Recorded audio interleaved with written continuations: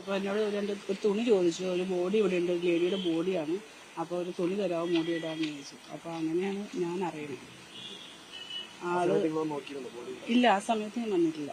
ഞാൻ ഇപ്പോഴാണ് വരുന്നത്. അപ്പോൾ കാണിക്കുന്നില്ലാന്ന് പറഞ്ഞു. അപ്പോൾ ഞാൻ ചോദിച്ചു, ട്രെയിൻ തട്ടിയതാണെന്ന് വെച്ചാണെന്ന് തോന്നുന്നെന്ന് പറഞ്ഞു. അപ്പോൾ തന്നെ അവർ ഇല്ല എന്നോടൊന്നും ചോദിച്ചില്ല. തുണി ചോദിച്ചു ഇങ്ങോട്ട് വന്നത്.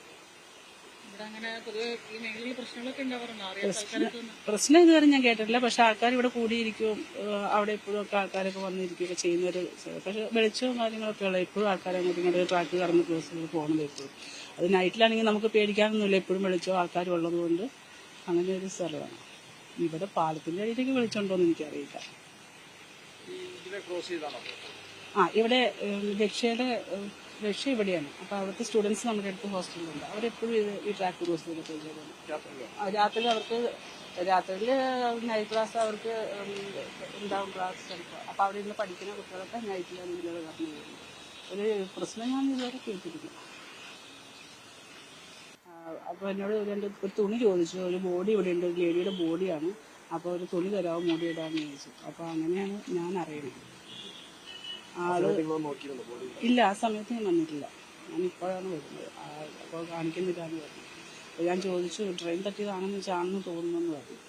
അപ്പോൾ തന്നെ അവർ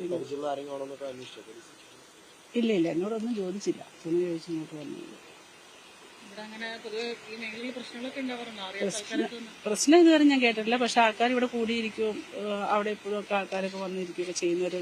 പക്ഷെ വെളിച്ചവും കാര്യങ്ങളൊക്കെ ഉള്ള എപ്പോഴും ആൾക്കാരെ അങ്ങോട്ടും ഇങ്ങോട്ട് ട്രാക്ക് കടന്ന് ക്രോസ് പോകുന്നത് എപ്പോഴും. അത് നൈറ്റിലാണെങ്കിൽ നമുക്ക് പേടിക്കാനൊന്നുമില്ല, എപ്പോഴും വെളിച്ചവും ആൾക്കാരും ഉള്ളത് കൊണ്ട് അങ്ങനെ ഒരു സ്ഥലമാണ്. ഇവിടെ പാലത്തിന്റെ അടിയിലേക്ക് വെളിച്ചമുണ്ടോന്ന് എനിക്കറിയില്ല.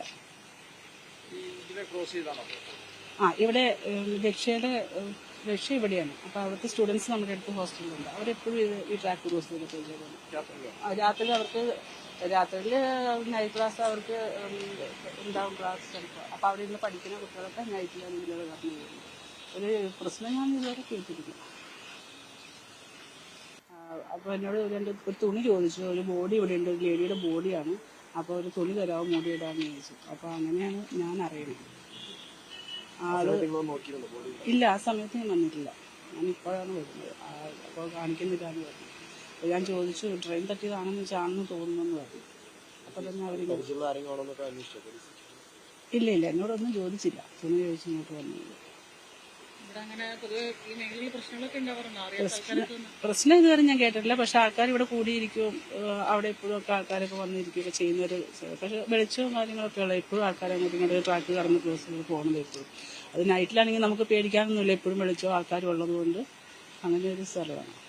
ഇവിടെ പാലത്തിന്റെ അടിയിലേക്ക് വെളിച്ചമുണ്ടോന്ന് എനിക്കറിയില്ല. ഇവിടെ രക്ഷ ഇവിടെയാണ്. അപ്പോൾ അവിടുത്തെ സ്റ്റുഡൻസ് നമ്മുടെ അടുത്ത് ഹോസ്റ്റലിലുണ്ട്. അവരെപ്പോഴും ഈ ട്രാക്ക് ക്രോസ് ചെയ്തിട്ട് രാത്രിയിൽ നൈറ്റ് ക്ലാസ് അവർക്ക് ഉണ്ടാവും, ക്ലാസ് ചിലപ്പോൾ. അപ്പോൾ അവിടെ ഇരുന്ന് പഠിക്കുന്ന കുട്ടികളൊക്കെ നൈറ്റിലാണ് ഇതിലൂടെ കടന്നു പോകുന്നത്. ഒരു പ്രശ്നം ഞാൻ ഇതുവരെ കേട്ടിട്ടില്ല.